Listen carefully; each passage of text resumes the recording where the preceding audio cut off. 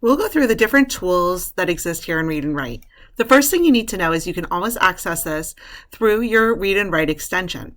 If you see this little purple puzzle piece ready to go, you can always click on that to drop it out to see all of the tools. If you don't see it at all, you're going to make sure it's installed, but it should be in your puzzle piece here if it's installed, where you can go ahead and open up Read and Write. So we're just going to run across the toolbar straight from left to right. The first thing you're going to see is that we have a check it box. This is what you think it is.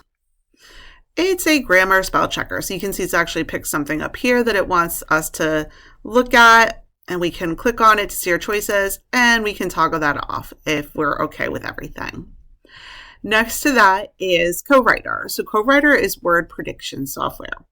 So if I click this and turn this on, if I go to type anywhere on the page, you'll notice I get these little pop-up boxes, and they have different words here that it thinks I want to say based on what I've written. I'm going to start to type in a word. I'm going to type in the word borrowing. Because we're talking about credit cards right away, it kind of thought maybe I meant borrowing. And so borrowing comes up as a suggestion, and I can click on it to see.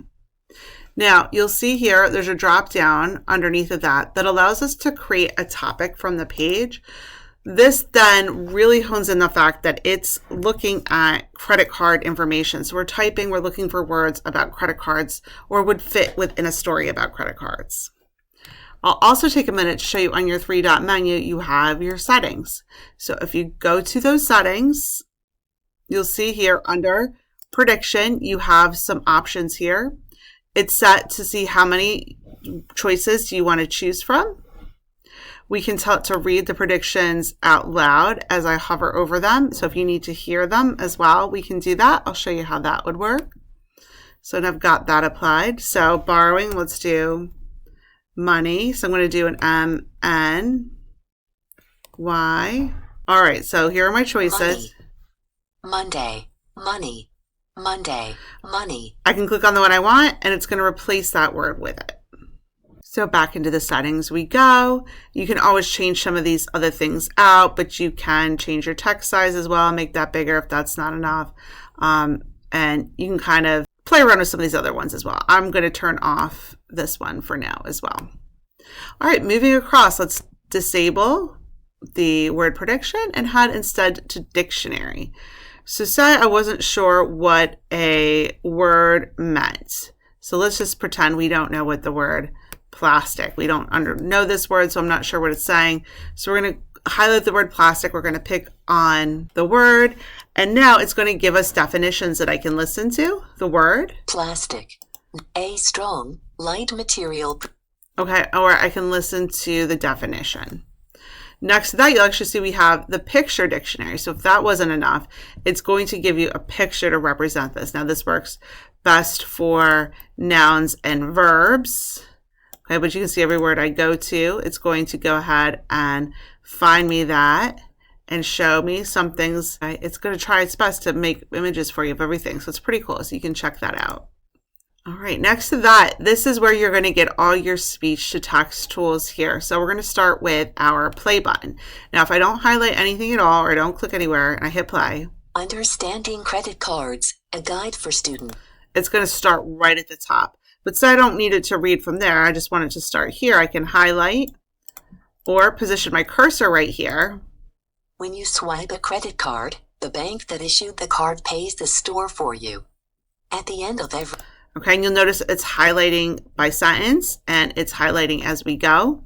I can go over here to my settings, and there's a few things I can do with this as well. So for my speech, I have different voices available, so you can kind of take a look at some of the ones that are there. I can adjust the speed.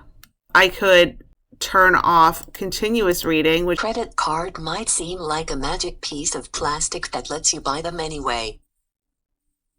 So with continuous reading turned off, you'll see it only reads the sentence you're on, and then you would have to trigger it again. So that's nice if you just wanted help with a little bit as opposed to a lot. But again, all of that is customizable here in your settings. Okay, play, stop here. Now this one's kind of cool. This is a screenshot reader. The first time you click on this, it's actually going to prompt you to download the screenshot extension. You can go ahead and add that to Chrome. Then you're going to be able to come back here And you're going to be able to draw a box around any image, and it's going to try its best to read the image. Let's see how it does here. If it recognizes text, it's going to turn purple like this. If it's still red, it's not actually seeing text in the image. And you'll see you got these controls here where you can play, pause, stop, or copy the text that it's found. And when you're done, you can close that out. Next to this is a fun one. So is the audio maker. If you click this, it's actually going to take this entire document and turn it into an audio file that you can listen to all at once. So I could then, you see it's stored as an MP3. It goes straight to your downloads folder. I can go in, open it up, and it's going to play back for me. Understanding credit cards, a guide for students. Next, you'll see you have a web search tool. So I could click on any item here, such as interest. Say I wanted to learn more about what this word meant. I can highlight the word, and I'm going to go ahead and click on search the web, and that's going to open up a new tab where it's going to return some information for me about what that word means. Next to that, we're going to see we have the screen masking, which is one of my favorite tools. This allows us to customize, and I'll show you how to customize it, and we can move up and down, making it easier for us to read what's on the screen, because a lot of times it is hard to read what's on the screen. By default, in the top left-hand corner, you'll get your settings pop up here in addition to the 3-dot menu where you can change your different background colors to do what works well with your eyes, because everybody has some options there. There's a reading light, so you could kind of highlight words you're reading in a different color. If you respond to that, that takes it off. We could turn on the background opacity, meaning we can make it lighter or darker depending on how you like to work. And you can change your line height of the reading area. So if you really wanted to do small line space, you could. So that's all set up in here as well. And you can toggle that off and on at any time. Next to that, you will see we have the dictation tool, the talk and type. So if I put this here, I could actually then come over here and click on this button that's actually going to turn on your Google Voice typing. And this doesn't just work in Google Docs, it works in all online platforms where you have a text input. So we can toggle that off and on at any time by using that talk and type button. You'll see here it also has the translation feature built in. Next to that, you'll find the translation features. If you click on your translator, you'll see you can pick for your text to come into any language that would help you here. There's a lot of choices, and you can turn that off and on at any time. Next to that, you'll see we have a bunch of different highlighters. All you have to do is select some text and click the highlighter to make it that color. Next to that, you'll see we have a couple different options, but we also have a clear highlights. So anything that's highlighted, we can clear our highlights.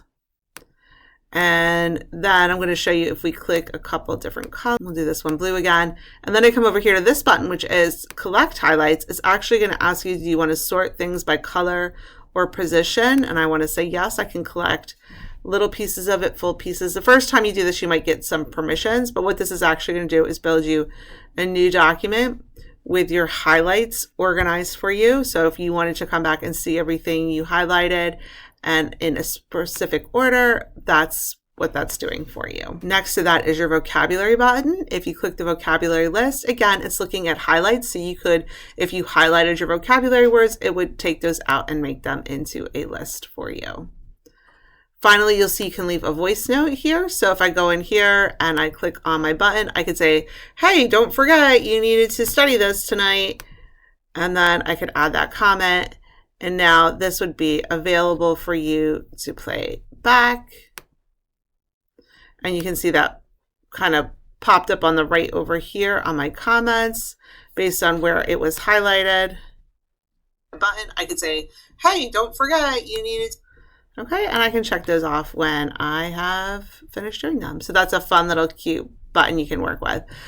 Finally, next to that, we have practice reading aloud. So if you know that you're going to have to read this out loud for any purpose, you can set up your practice button here. So I'm going to highlight all the text I want to read, and then I'm going to click on this button here. This is actually going to open up in a new screen with the words I highlighted available here. And I still have my main tools up here, but I'm going to go ahead and show you the part where I'm practicing. So I'm going to hit the record button. You're going to see your microphone move, and then I can start to read. Understanding Credit Cards, a guide for students. And then when I'm done, I can stop and I can hit play. And then I can start to read to check out to see how I did. This has a send to teacher button. This would allow you to then have this saved as an audio recording that you could email straight to your teacher so that they could listen to you reading. And that's if they ask you to do that, that's an option. That covers all of your tools in the Read and Write toolbar. We have a lot of different things we can use to support you. And don't forget, you do also have these settings in here where you can customize several different parts of what you're working with.